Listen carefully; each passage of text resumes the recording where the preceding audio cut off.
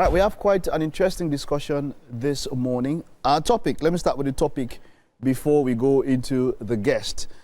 From fuel to savings, why electric vehicles make more economic sense for Nigerian transport operators and car owners. Why do electric vehicles make more sense? And our guest this morning is a man of many parts. I don't know where to start.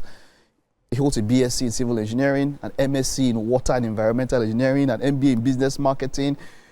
He is an executive training from Lagos Business School, a current certified engineer.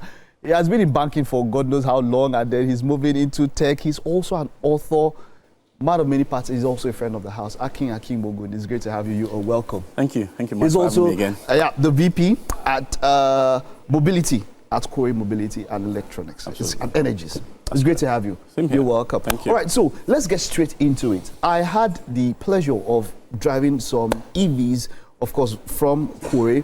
That was for next year. You will get to see all of that full where we get that package produced. Absolutely. And it was just quite an experience. Look, driving an electric vehicle is just something entirely different. But let's get to it. How is it that in a country where we still have challenges with power, how does it make more sense to drive an electric vehicle at this particular point in time? Thank you, Mike. So basically, EVs, electric vehicles, short for EVs, they've come to stay. They are starting out because it is no longer an environmental decision. It's a financial decision. It's a conversation around how much money you're able to save by driving with electric vehicles. Now, typically in Nigeria, if you ride an electric vehicle, you probably spend an average of about 100 to 125 naira per kilometer, if you look at it in that sense. But if you ride your regular vehicles with petrol driven, you're spending about 225 to 250 naira per kilometer. That's how much it translates into cost. So it depends on how often you ride, your cost of, fueling your vehicle becomes pretty much very high. Well, electric vehicle is able to save you that money, not just in fueling cost, because obviously the cost of electricity is much lower than it is to power your vehicles with petrol. The other interesting part about it also is the fact that the cost of electricity, which is the naira per kilowatt hour, is relatively stable, more static, in tariffs than you have for fuel. Fuel is very volatile. Right now, we're crossing the 1,000 naira mark. Yeah. So for as long as the fuel can fluctuate and go back and forth, there's no predictability about how much money you're spending for commuting. All right. So the electric vehicle comes in as an alternative, innovative alternative that saves you money for transiting, for commuting, and yet allows you to enjoy the smart tech and innovation that comes with it. You mentioned smart tech. We just showed a part of the interactive screen. Right. It was something else. Absolutely. I drove that car. It was too much for one. It was too much to put because every single thing was tech based. Absolutely. Isn't that quite, we come in manual. We know how to push the car. Something happens and all of that. When you have a car like this, let's look at this, where everything, and I mean everything because that was me trying it out. Right. This car had everything automated, digitized. Fantastic. How can we, in such a country as we have now, how do we maneuver with such a technological innovation? So let me start first by trying to relieve the experience you had. For instance, when you drove into the vehicle, when you got into the vehicle and sat into the car, you saw the minimalist design that it had. Very different ambience. You noticed that there were no buttons. Electric cars do not have buttons. They just have screens. They have this 15-inch infotainment screen where all of it, the interaction within the vehicle and yourself happens. The vehicle, the seats can adjust to your size, to your length. Allows you to get that will happen. In fact, not me. It happened. You get in and then it moves up. It adjusts. You can also adjust more if you want, but it's. And then when you turn off the car and open the door, it goes back to give you a chance to get. So it allows, if you have multiple users, it can record the physique and the style, so it fits into the kind of person that's coming in to drive it. It has that sort of memory. It also has some massage points. For instance, the Savannah, which is one of the vehicles we have, has some massage points. You sit in the vehicle and then it helps you feel more comfortable as you drive. Now, when you drive the vehicles, one of the first things that hits you is the fact that it's absolutely quiet. There's no rumbling of the engine, there's no revving of the engine, and then so one of the first experience you have is the fact that it's very quiet. You don't even know if you've started it, and you're wondering if people will know that you're moving. Another thing that hits you outside the quietness of the vehicle is the fact that once you step on the accelerator, it's a one-pedal driving. Once you step on the pedal, the vehicle delivers instant torque to the vehicle, so the vehicles move almost instantly. Yeah. There's an immediate response to movement. So every time you step on the pedal, it moves almost immediately, and then you feel the surge of energy, the surge of that comes in as you drive. And it gives you the impression as though you're in a jet or a rocket. See me, while I was driving, when you take your leg off the accelerator, it almost comes to a stop at that moment. So it's almost like you're learning how to drive. Right. It's different from driving your normal car. Right. But let's get to the part that many people want to know now. Tell me. Charging. Good.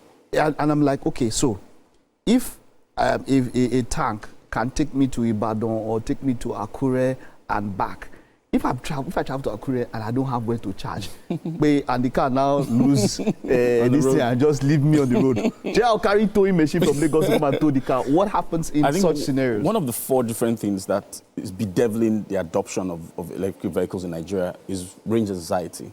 And it's not just here in Nigeria, anywhere in the world. Everybody thinks, how do I get from one place to the other without having to start looking for where to charge? The market in Nigeria for electric vehicles is very nascent. We're right at the beginning stage. And so it will ramp us as we go. Kore Mobilities, for instance, has about 10 charging stations here in Lagos, which means you can plan and schedule your movement such that you can drive into any of the charging stations and self-charge, which means you don't need an attendant to do that. You can go in there with your phone, and then you scan the QR codes and charge your vehicle. We have some of these chargers at the Sheraton. For those who have gone to the Sheraton hotels, you'd see it there. You'd see it at the Marriott Hotel. You'd also see it at the Federal Palace Hotel. You find it at the Marina head office of the Sterling Bank. You find it in the Ilupeju head office of Sterling Bank. So we've got about 10 of them, functional, fast DC charging. You get your car charged in less than 1 hour or thereabout, and then you're back on the road. Now, for every vehicle you buy from Kore Mobilities, you get to have an home charger. It comes with the vehicle as part of the kit. We install it at the house. So basically, you can charge your vehicles while you're at home. So you only need to charge opportunistic charging when you're on the road because you're probably running out of juice. Now, that charger that you have at home can charge your vehicle overnight, the same way you charge your phones overnight, right?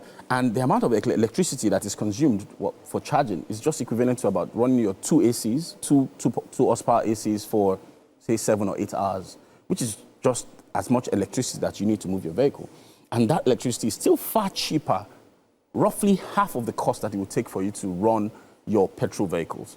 So, like I said earlier, it is not only an environmental choice, it is a financial decision. It's a chance where you're looking at the option of buying vehicles that gets you where you're going in a far cheaper way than it would if you had used an alternative fossil fuel, diesel run or petrol vehicles. All of that. Okay, all right, wonderful, wonderful. So to wrap up, we're just saying that generally, in how long, when you look at the adoption and how we are as a country, how well do you think, how far do you think it will get to a point where, I know it's where the world is as of now, right. How soon do you think Nigeria could get to that stage? Let's wrap up with that. I mean, the world is not there yet. Adoption. The world is not there yet. I mean, we have policies within the country already suggesting that we can go net zero by 2060. Okay. And even in Lagos State, we're beginning to have standardized documents, policies developed specifically to replace a lot of the vehicles currently within the country to electric. The adoption for electric vehicles in Nigeria would start first with light EVs like electric tricycles, electric motorcycles, which we're already seeing. And then we then see commercial vehicles like Ubers and all of that. For instance, Kore runs Cab Zero. Cab Zero, it's an all-electric fleet, which you can order from any of the retail popular brands like Uber or Bolt. And when you order it, an electric car simply just wheels down to your doorsteps and moves you around. What we found is that it's very much cheaper running those vehicles on electricity than it is running on petrol. Now, the other problem around the adoption includes, okay, well, we don't have enough charging. We don't have the grid, for instance. We can have an energy mix where solar and grid and battery is available for charging these vehicles at different parts in the country or in the urban centers like Lagos. What it means is government policies has to encourage people to set up this sort of charging points across so that, the range anxiety that I mentioned earlier becomes something of the past. The other part of things that needs to happen before we get to that El Dorado is to have more technicians that are vast with repairing these vehicles. And have the knowledge. And that's also happening. We're having more of these brands like BYD, like Kore Mobility, which is basically an indigenous Nigerian electric brand because the cars are branded Kore. We have technicians that, competent enough to repair these vehicles. We have a supply chain that has spare parts ready, and there's a warranty for the vehicles. Where you can buy the vehicles and you can enjoy a warranty for up to 5 years on the batteries. Thank you. All right, thank you, Akim. It was a pleasure having you here. And yeah, more grease to your elbows. Walter. Thank you. All right. Fantastic. Okay, all right, that was it. So we'll take a time out now. Stay with us. There's still more to come on the show.